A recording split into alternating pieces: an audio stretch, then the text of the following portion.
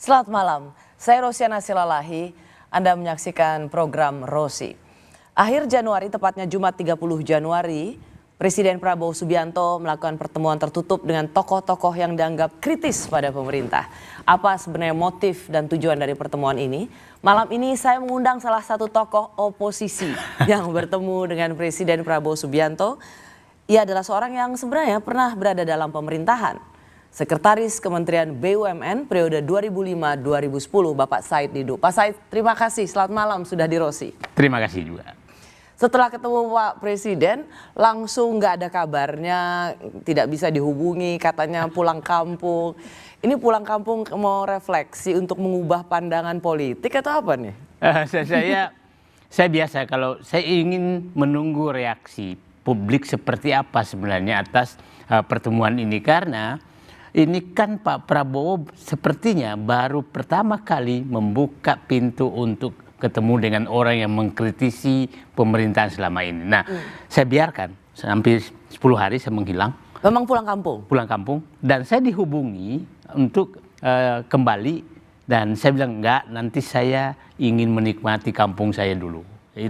Nah, akhirnya baru saya muncul untuk membicarakan dengan Mbak Rosi nanti apa yang terjadi sebenarnya, apa di belakang itu semua. Kenapa saya ingin dengar, dan saya rasa penonton Rosi Kompas TV juga ingin mendengar cerita dari Pak Said Didu, karena Pak Said Didu belum di antara para tokoh itu ya termasuk yang belum menceritakan apa isi pertemuan, dan rasanya penting sekali untuk mengetahui asal muasal pertemuan Presiden dengan Pak Said Didu dan tokoh lainnya, karena setelah itu beruntun tuh. Habis itu dengan para mantan Menlu, para tokoh agama ulama soal posisi Indonesia di Board of Peace, soal Israel dan Palestina, lalu kemudian juga ada Apindo dan ada pengusaha-pengusaha besar lainnya. Jadi seolah pertemuan Presiden dan Pak Said Didu dan para tokoh lainnya seperti membuka jalur komunikasi mereka dengan Pak Prabowo. Saya mau tanya pertanyaan awal Pak Said Didu, apa asal muasal bisa bertemu dengan Presiden Prabowo? Asal muasalnya sebenarnya begini, saya agak capek juga berjuang nih, tapi kok bangsaku semakin hari semakin terpuruk dalam segala hal. Demokrasi, kemiskinan, korupsi, ketimpangan semua terpuruk. Dan kita hanya mendaur ulang terus itu terjadi, sehingga terpikir oleh saya, ini ada yang salah ini, bangsa ini. Nah, sehingga muncul keinginan saya mengumpulkan seluruh komponen di rumah saya yang saya istilahkan dialog Konro, Barongko, dan Duren itu. Di rumahnya Pak Said Didu? Di rumah saya. Sebelum bertemu dengan Presiden Prabowo? Itu tanggal 27. Nah, saya mengumpulkan 4 komponen yang saya istilahkan. Orang dalam, ya ini saya undang Burhanuddin Abdullah, Laude Kamaluddin. Yang selama ini memang menjadi think tanknya Pak Prabowo. Orang yang sanggap di pavilion, belum datang tapi bekas luar masuk, sudah berhubungan terus. Di teras lah ya kira-kira ya. Yang ketiga, orang luar yang masih punya harapan ke Prabowo. Yang keempat, orang luar yang sudah tidak punya harapan. Berkumpul di rumah saya bilang kita harus. Jadi 4 simpul tokoh ini banyak, tapi mereka merepresentasikan itu. Orang dalamnya Pak Prabowo, orang yang masih di teras, orang yang di luar masih punya harapan, dan orang yang sudah tidak punya harapan pada Pak Prabowo. Nah, saya biarkan yang bicara, tapi sepertinya ada orang yang memainkan sehingga tanggal 25, ini kan acara 27. 25 itu saya sudah dihubungi orang, bisa nggak dihentikan. Karena dianggap ada yang menyamakan ini kayak petisi 50 gitu. Nah, mau upaya makar? Mau makar. Nah, saya bilang, saya ini kan lihat aja nanti. Ini siaran langsung kok, siaran aja. Nah, terus tanggal 26 itu makin tekanan makin tinggi. Ya, tapi jiwa petarung saya tetap jalan. Aku harus tunjukkan bahwa Said Didu bukanlah orang seperti yang diduga oleh mereka. Nah, akhirnya orang yang awalnya merancang dengan saya mengundurkan diri juga. Dia nggak mau datang. Dan Bapak melihat itu ada koneksinya, ada keterkaitannya antara larangan untuk membuat acara itu di rumah Pak Said Didu dan ada yang mundur dari acara itu. Nah, yang menarik, yang awalnya nggak mau datang, tahu-tahu datang, itu orang dalam.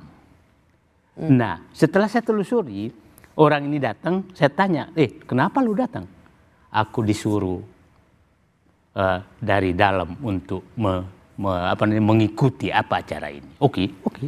Nah, berjalanlah Mbak Rosina. Terus orang yang diutus ini, dia bilang kasih tahu saya jam 3 sudah melapor ke dalam. Karena kesimpulan kita saat itu hanya menyatakan bahwa sebenarnya perusak bangsa ini karena kedaulatan sudah diambil.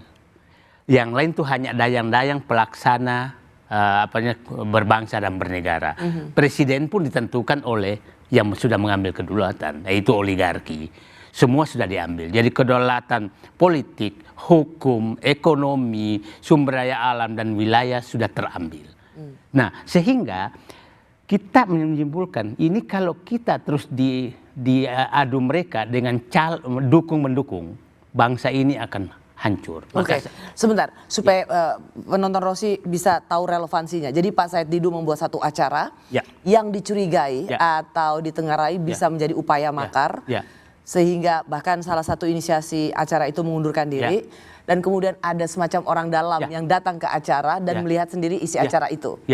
Dan ternyata bisa dibilang sama sekali jauh dari upaya makar. Apakah karena acara ini yang kemudian tidak ditandai sebagai upaya makar, makanya Pak Said Didu jadi bertemu presiden? Sepertinya karena kesimpulannya adalah itu. Kami beroposisi terhadap orang yang menghalangi kembalinya kedaulatan. Itu kesimpulan kita. Clear tuh ya? Ya, itu dilaporkan oleh orang diutus ini dan kelihatannya Pak Presiden mengambil, oh ini oke nih, ini oke nih kesimpulan ini. Nah, kami tidak beroposisi ke Prabowo, kami tidak beroposisi, tapi oposisi kami adalah siapapun yang pernah yang memegang kedaulatan itu, mengambil kedaulatan itu, siapa yang pernah menyerahkan, itulah oposisi kami ke sana.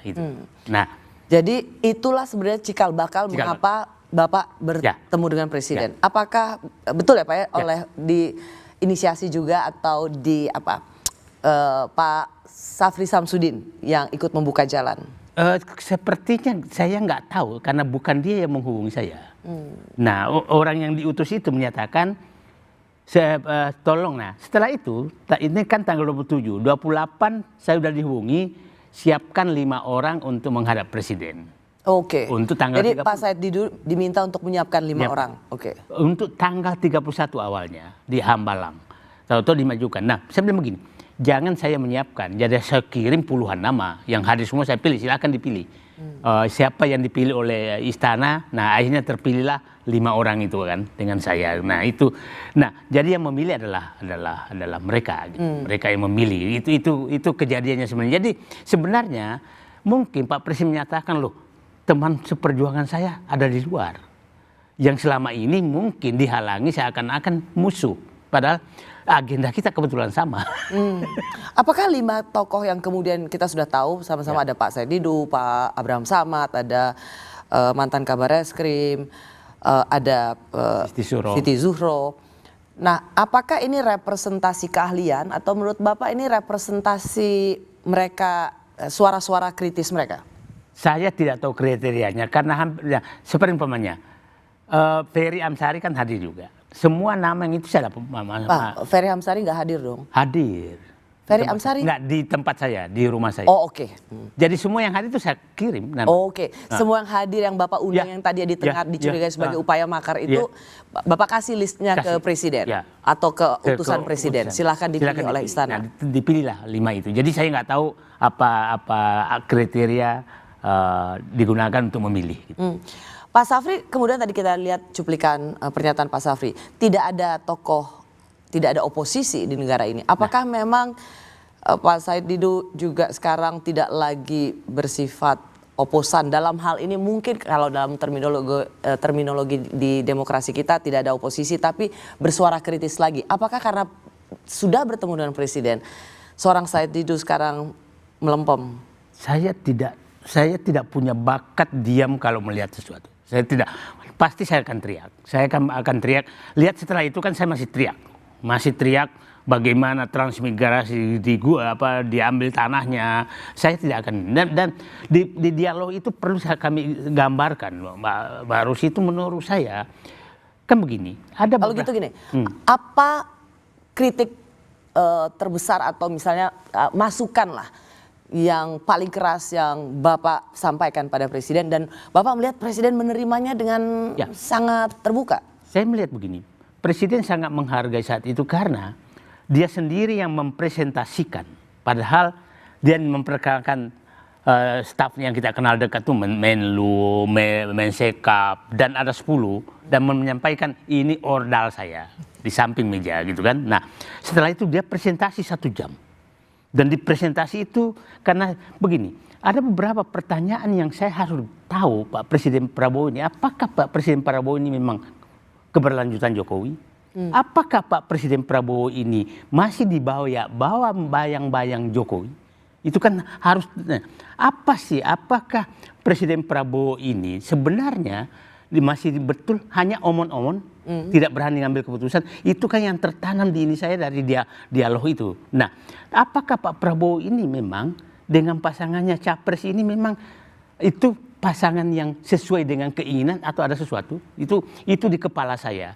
Dan apakah Prabowo ini memang masih bisa diharapkan untuk memberantas korupsi dan mengambil kedaulatan oligarki? Itu yang tertanam. Dan malam itu terjawab semua. Terjawab. Semua itu terjawab. Nah, Jadi semua pertanyaan Bapak tentang suatu hal yang sebenarnya saat menjadi juga banyak pertanyaan orang, apakah itu dijawab langsung oleh karena pertanyaan Pak Said Didu atau dari penjelasannya Pak Prabowo? Dari penjelasan, karena begini, saya tidak bisa menanya itu karena pasti ini politik. Tapi saya menangkap, saya kasih contoh begini. Bapak Presiden sekarang itu dari 7 presiden sebelumnya, baru kali ini ada presiden yang berani menyinggung oligarki. Baru kali ini. Dan dengan Bapak menyinggung itu bagaikan itu Bapak sudah masuk musuh akan bangkit semua. Dan saya bilang, Bapak sudah sampai di titik to kill or to be killed. Bapak membunuh atau dibunuh. Dan Bapak, mohon maaf, waktu Bapak tidak lama loh Pak, tidak panjang. Dan Bapak saya menganggap Bapak masih lambat untuk mengambil. Nah saya agak keras gitu. Nah saya tunggu beliau ini, dia nggak biasa aja. Nah akhirnya dia menjelaskan semua, begini, intinya begini. Kan pada saat presentasi dia sebutkan nama. Inilah perampok negara, rampoknya sekian, caranya menyimpannya begini. Sampai dia menyatakan, bayangkan under invoice saja oleh orang-orang ini, itu 1,2 triliun dolar. 1,2 triliun dolar, artinya 20.000 triliun selama 30 tahun. Dan dia bilang, ini orang-orangnya ini aja yang melakukan itu. Nah, terus dia jelaskan lagi, ini kita harus kasih pelajaran, ini nggak bisa, harus dihentikan orang ini begini. Nah, oke, artinya saya masih percaya bahwa dia tidak omon-omon nih. Nah, setelah itu Sebut nama itu ya Pak ya? sebut nama. Dan menariknya Bu Rosi, jadi ya agar Pak Bi paham, nama-nama yang disebutkan itu tidak jauh beda dengan nama yang sering saya sebutkan. Secara terbuka? Secara terbuka. Jadi ya itu nama-namanya dan begini. Oke. Kalau begitu begini, saya jadi penasaran. Apakah nama-nama yang disebutkan Presiden ketika bertemu dengan Anda Pak Said Didu adalah juga nama-nama yang bertemu di 2 malam lalu? Kami kembali sesaat lagi.